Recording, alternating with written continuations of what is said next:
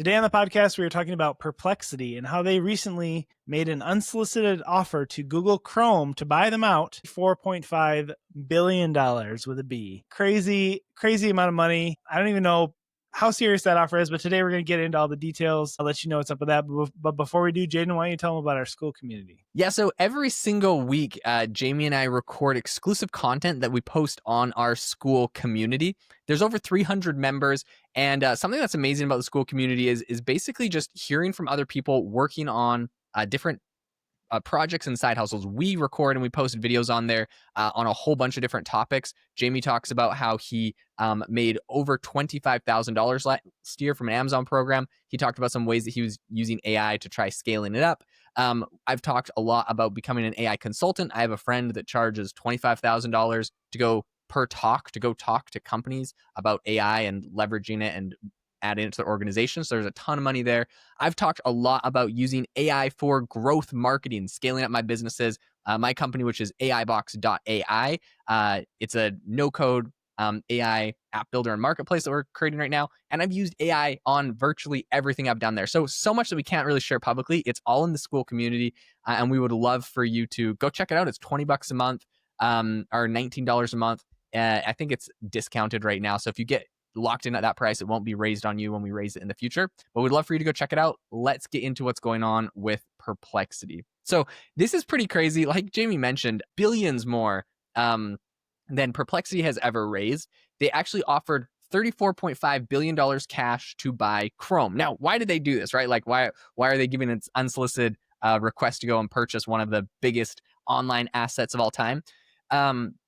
The reason is because Google is in a little bit of legal trouble right now. Basically, a judge found them being anti-competitive with the way that they were running Chrome. I guess they were purposely, suppressing other competitors or doing things that would put other competitors down. I will tell you my one personal qualm with Google that drives me absolutely nuts.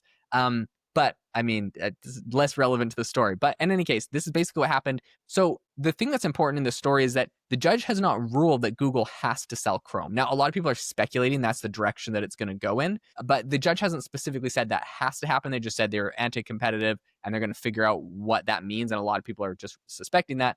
And so because of that, the vultures are circling and everybody that would like a piece of Chrome is kind of making an offer. And Perplexity is basically the first one with a public offer they put out. Yeah, that's interesting. I mean, I would love to know. So I found another article out here talking about how Google kind of was in a little bit of hot water for their flight search. Like it would only refer certain flights that they could maybe get like a referral commission on or something. So maybe that's what the antitrust law is about. I don't know if you know the details of that, but either way, I think, Chrome is the browser I've used for years now. I feel like it's the best one. Perplexity has a lot of really game-changing AI features, and they have the user experience, I feel like, to support a really, really cool, a really useful browser. And I feel like if they were able to partner with Google, it would kind of be like an amazing tool. So I don't know. Would you like to see those two combine forces, or to be honest, I think it's mostly a publicity stunt. So I don't think it's going to happen, mostly because Perplex is way too small of a company to take it on. But I think it would be amazing if it happened.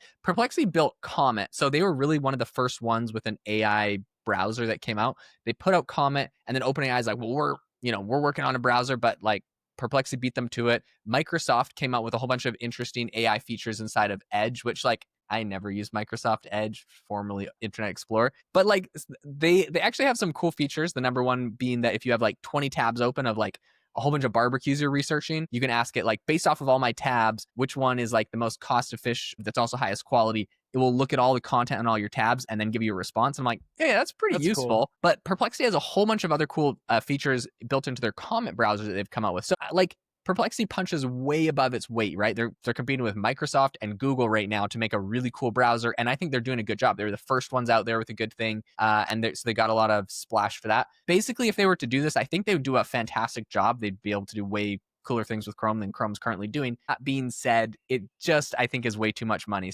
Basically, Perplexity, they've only raised, I think, like, I don't know if I think they might have raised like $1.5 billion to date. So They've raised 1.5 billion and they're offering 34 billion. It's just like, Yeah. it's kind of laughable.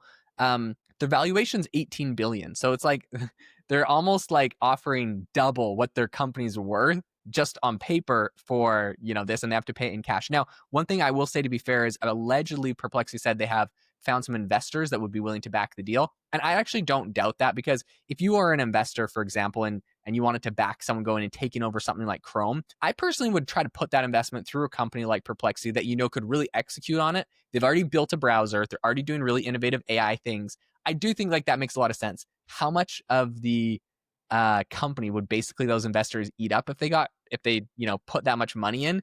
Like, I think they would get most of the equity of of Perplexity, and because they're basically buying Chrome with their own money. And so it'd be interesting to see how that deal actually played out if it happened. Yeah, something I've always wondered is, because Chrome is such a well-known product, why couldn't Google have just integrated all their AI features in with Chrome somehow, or like co-branded that? Like, I don't like that I have to have a separate Gemini app for all the Google AI stuff, Like, I feel like those, in my mind at least, those two should be combined.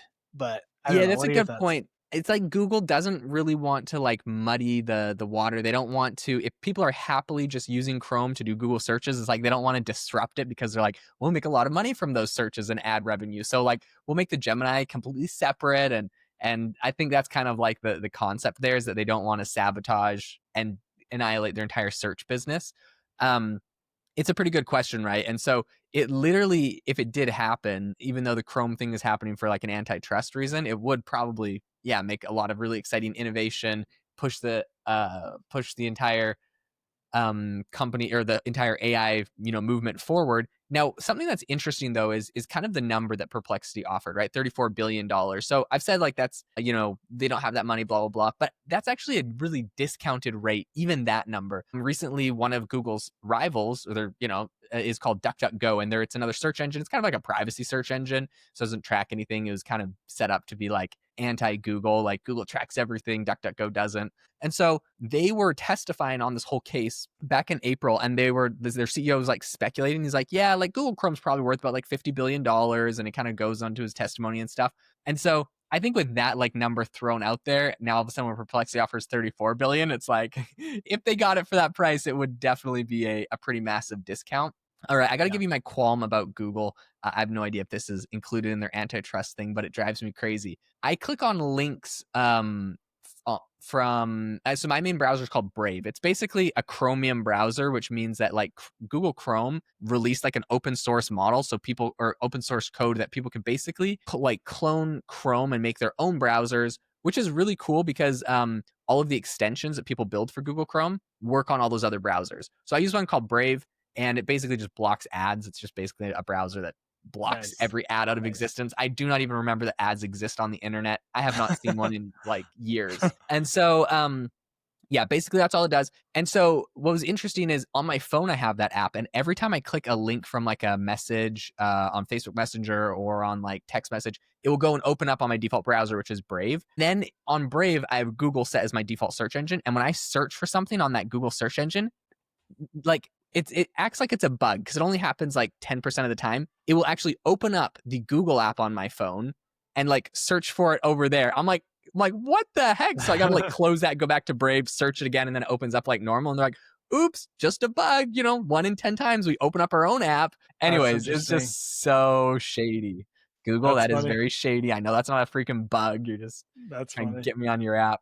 Anyways, so I I will think there's say, some probably shadier things that they're actually getting in trouble for, but kind of yeah, funny. That's my personal right. gripe. Well, I will say Perplexity does a pretty good job in their marketing. I feel like they hop in and kind of get these outlandish things going, or at least like newsworthy things. Like, I remember they covered the election really Yeah. well, the Super Bowl. I feel like they do a pretty good job. And so yeah, this, like you said, it might be a publicity stunt. Either way, I feel like for being kind of one of the smaller players, stacked up against Google, OpenAI, all that kind of stuff, they're doing pretty well. And I do hope that they they are around for a long time because I really do like their products. So 100%. Totally agree. Google Chrome is 68% of the entire browser market. So this is a massive asset. It would be very interesting to see if they could get their hands on it. And I will also say it's worth mentioning for Perplexity, they're currently in the process of trying to merge with TikTok, or they at least put a bid in to do that, because Trump and Biden over the last, 8 years have both said that TikTok needs to be divested and be purchased or merged with an American company, yada yada, because all the Chinese like spyware in it and stuff. So, anyways, pretty interesting to see that Perplexity is trying to take on TikTok, trying to get Google Chrome, trying to get their hands on any big assets they can, which is hilarious to me. So, more power to them. Hey, if you enjoyed the episode today, thanks so much for tuning in. We really appreciate it.